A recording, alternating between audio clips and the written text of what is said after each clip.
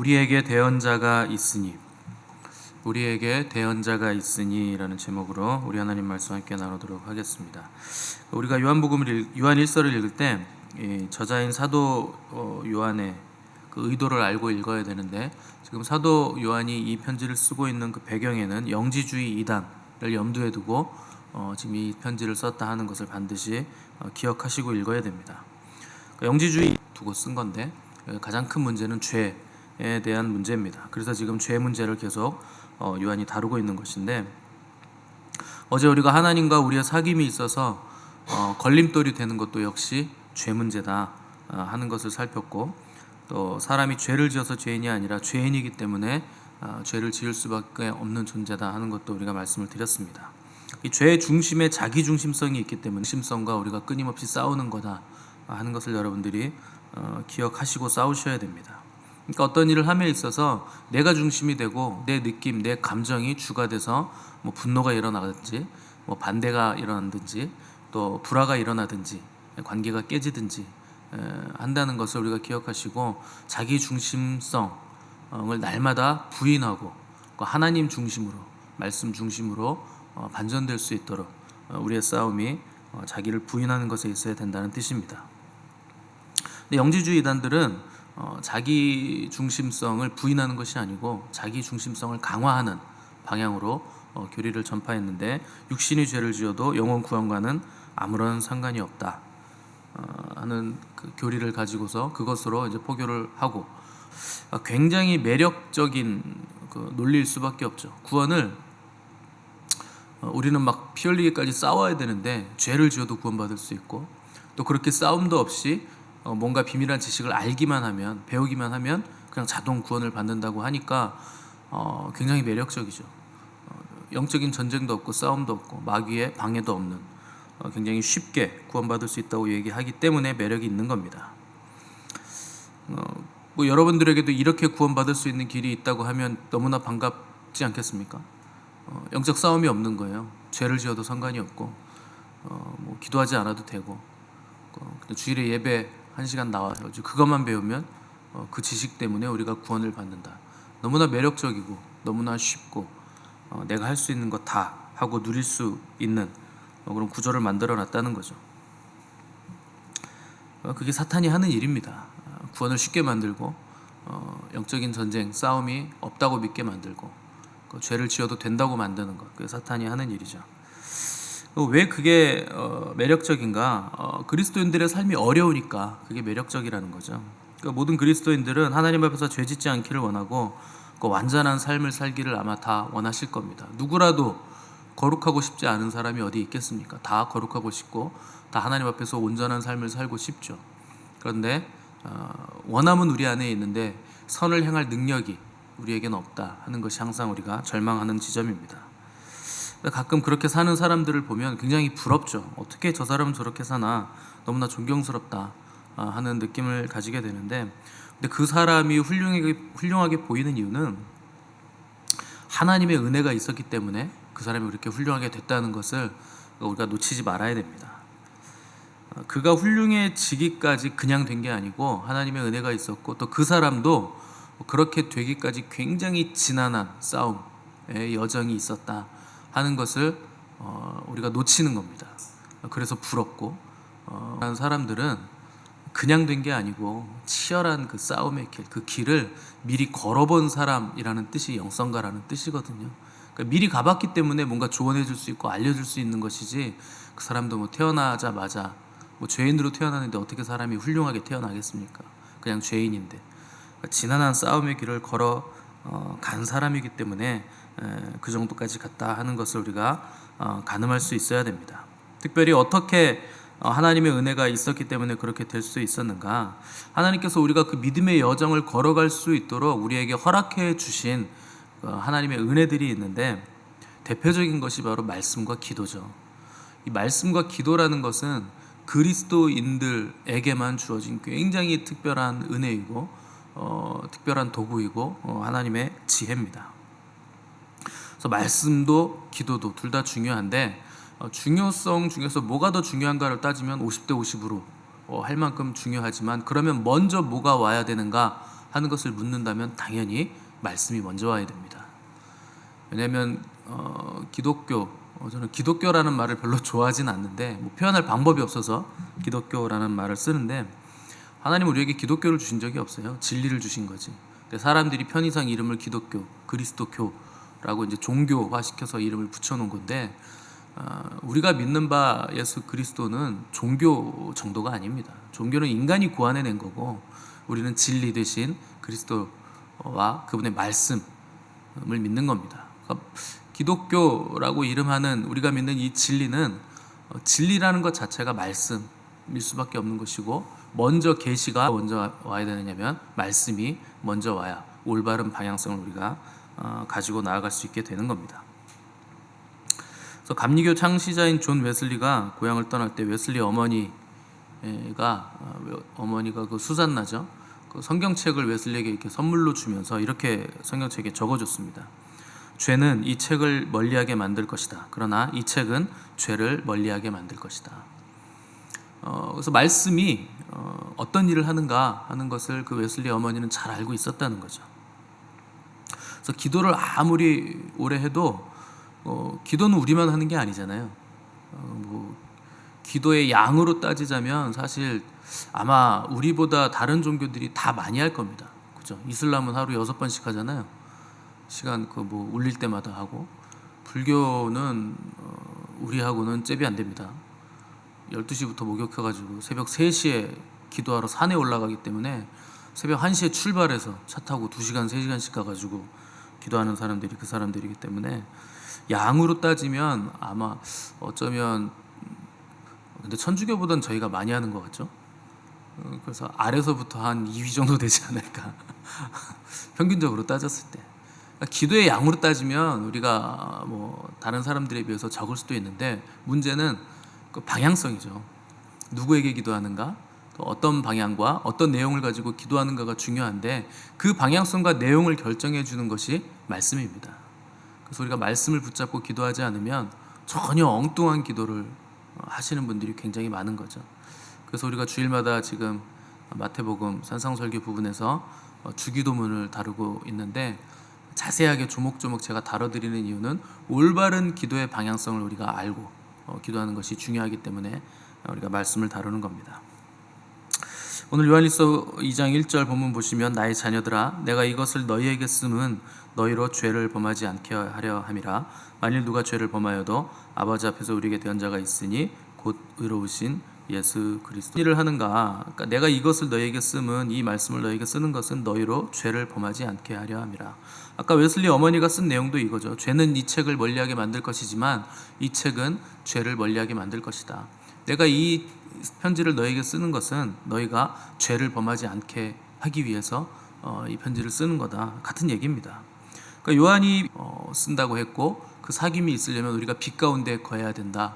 그래서 빛 가운데 거하게 하려고 이 편지를 쓴 것인데, 그 사귐의 걸림돌이 되는 것은 죄라 하는 것을 어제 우리가 살폈습니다. 그래서 또 하나의 이 편지를 쓰는 목적을 오늘 1절에서 말해주고 있는 건데, 너희로 죄를 범하지 않게 하기 위해서. 왜냐하면 죄가 하나님과 너희와의 사귐을 막을 것이고, 빛 가운데 거하지 못하게 만들고 결국 하나님과의 교제가 끊어질 것이기 때문에 너희로 죄를 범하지 않게 하려기 위해서 이것을 쓴다, 이렇게 기록한 겁니다. 근데 죄를 범하지 않게 하기 위해서 쓴다고 했으면 더 강력하게 써야 될 것 같잖아요. 근데 1절 하반절 보시면 또 너희가 죄를 범해도 의로우신 예수 그리스도가 계신다. 또 죄를 범하는 얘기를 또 해요. 그러니까 범하지 말라고 쓴다고 해놓고선 또 너희가 죄를 범해도 예수 그리스도가 계신다라는 구절을 덧붙임으로 해서 죄도 되는 것이냐, 그런 뉘앙스를 준다는 거죠. 그러면 이게 영주주의자들과 뭐가 다른가? 죄를 짓지 않게 하기 위해서 쓴다고 해놓고 죄를 지어도 괜찮은 양 뒤에 이 구절을 같이 붙여놓으면 뭐가 다른가 하는 모호한 느낌을 좀 받을 수밖에 없죠.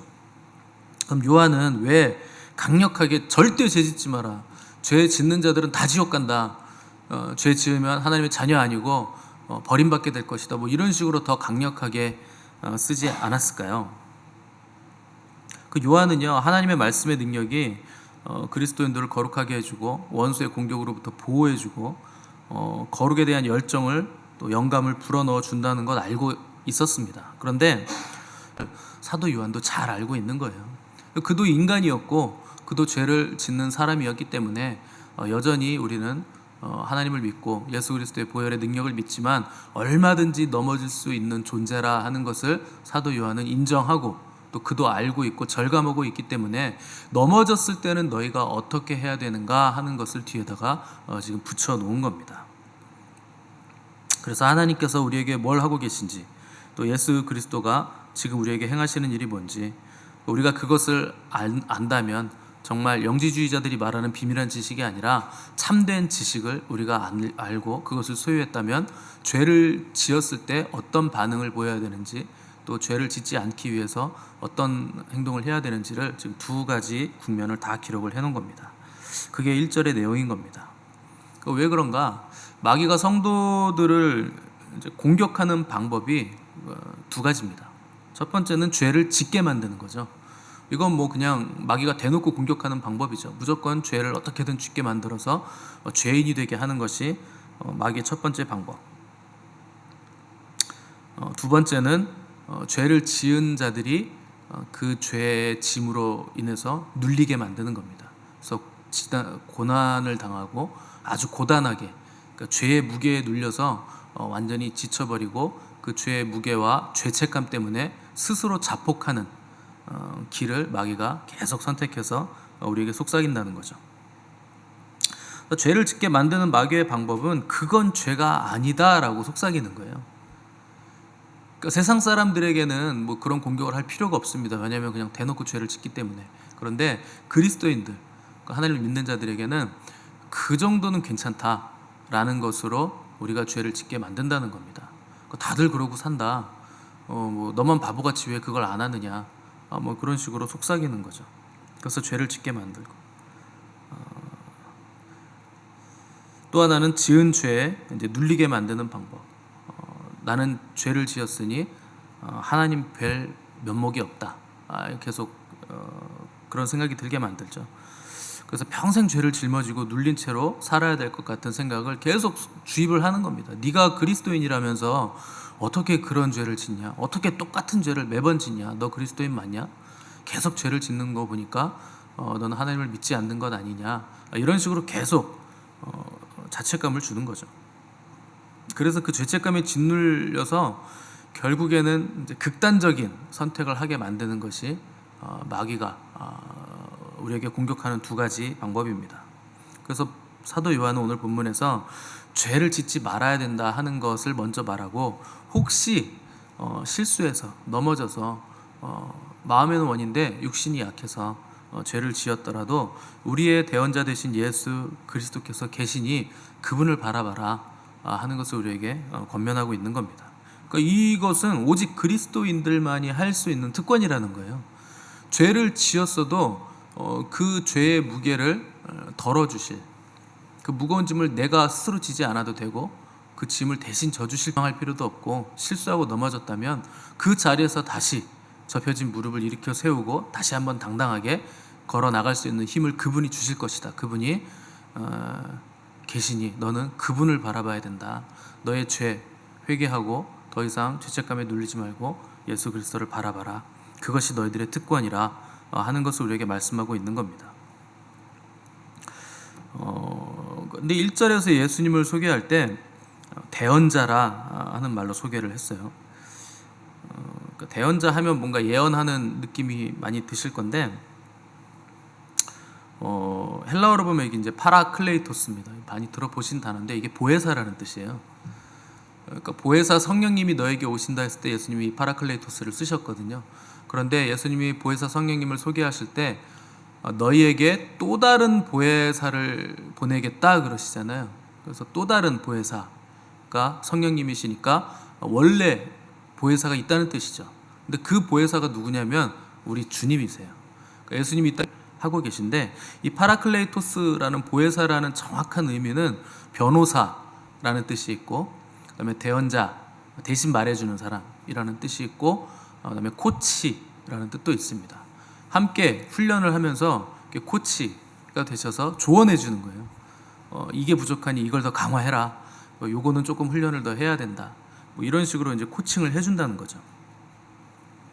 그래서 예수님이 파라클레이토스 보혜사이시고, 또한 그분이 하늘로 승천하실 때 우리에게 또 다른 파라클레이토스를 보내주시겠다 하고 오신 약속하신 성령님이 우리의 또 다른 보혜사가 되시는 겁니다.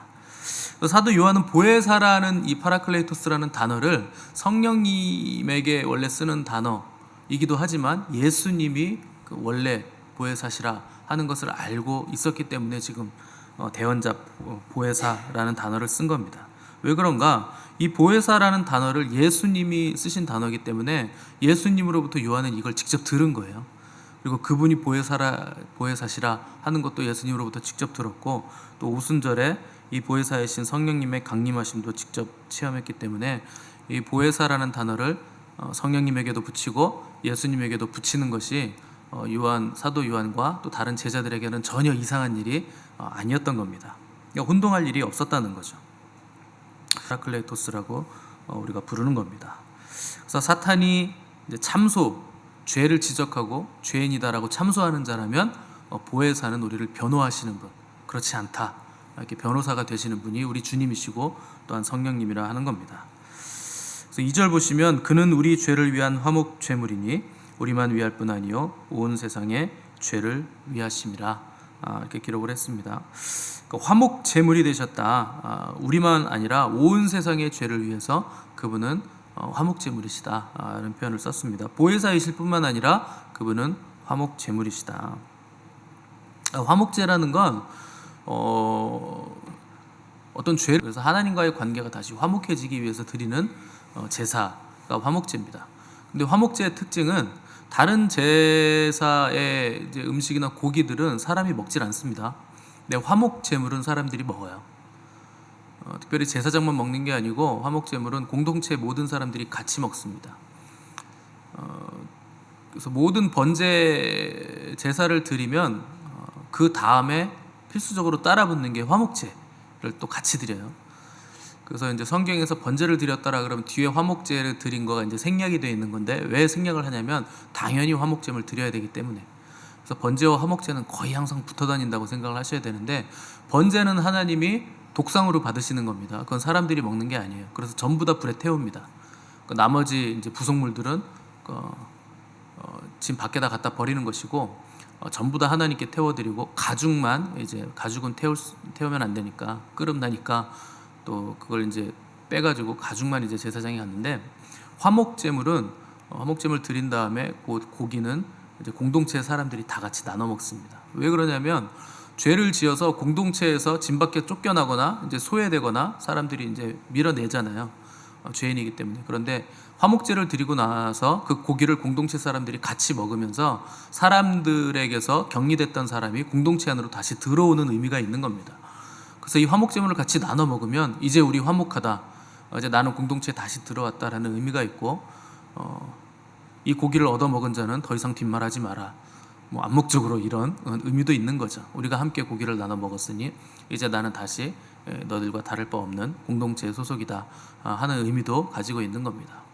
근데 우리 사이에 막힌 담을 허물어서 화목하게 하시고, 또 사람과 사람 사이에 막힌 담도 다 허물어서 우리를 화목하게 하시는 분이시라 하는 의미를 가지고 있는 겁니다.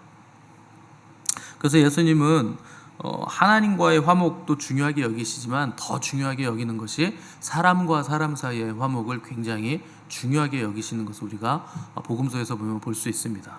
그래서 예수님이 직접 말씀하시길 너희가 제단 앞에 예물을 드리려다가 형제와 불화한 것, 화목하지 못한 게 생각나거든 예물 거기 잠깐 두고 가서 먼저 형제와 화목하고 와서 다시 예물을 드려라 하실 정도로, 그러니까 어떻게 보면 예배, 하나님께 드리는 예배, 하나님과의 관계보다 사람과의 화목, 사람과 사람 사이의 화목한 관계를 우선시하고 중요시하시는 것을 우리가 볼 수가 있는 거죠.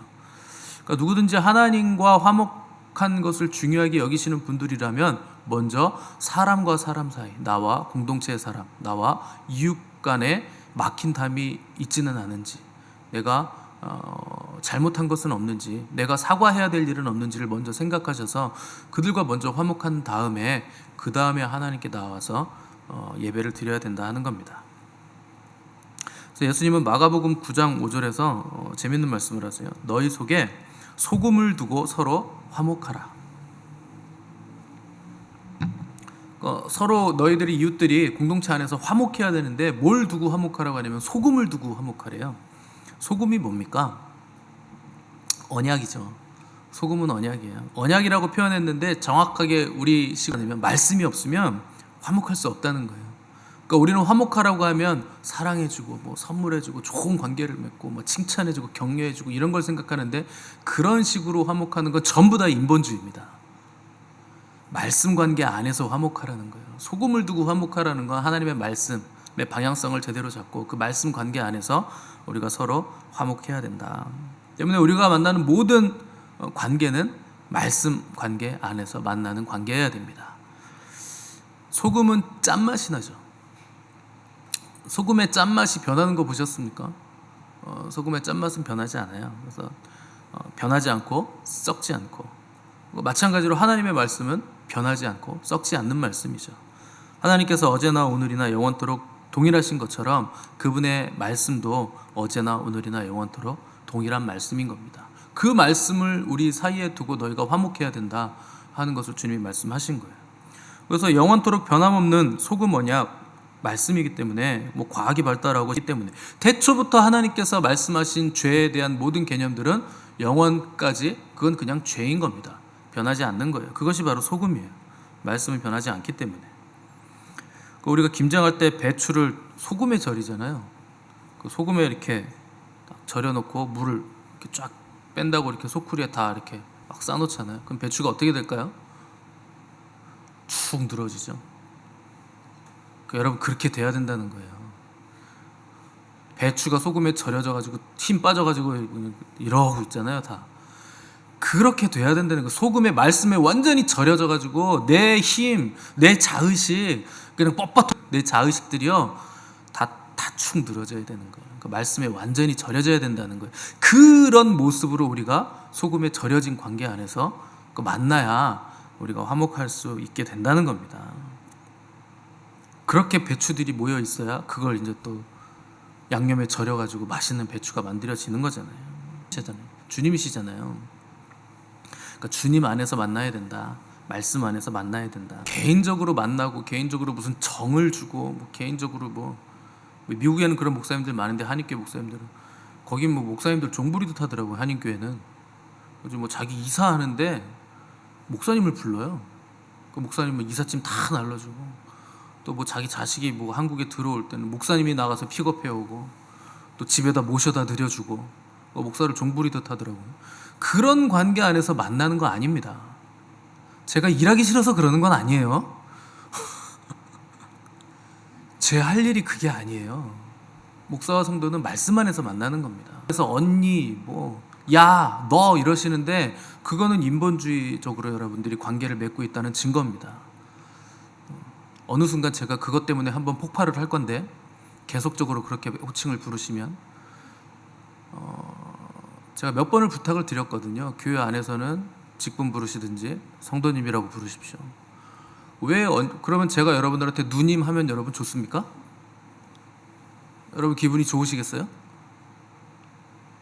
주일마다 누님 잘 지내셨어요? 저 밥 사주세요. 이러면 여러분 좋습니까? 그런 관계에서 교제하지 말라는 거예요. 주님은. 그러면 관계가 다 깨집니다. 여러분 왜 실수합니까? 편하니까 실수하시는 거잖아요. 언니라고 부르면 점점 편해진다는 얘기죠.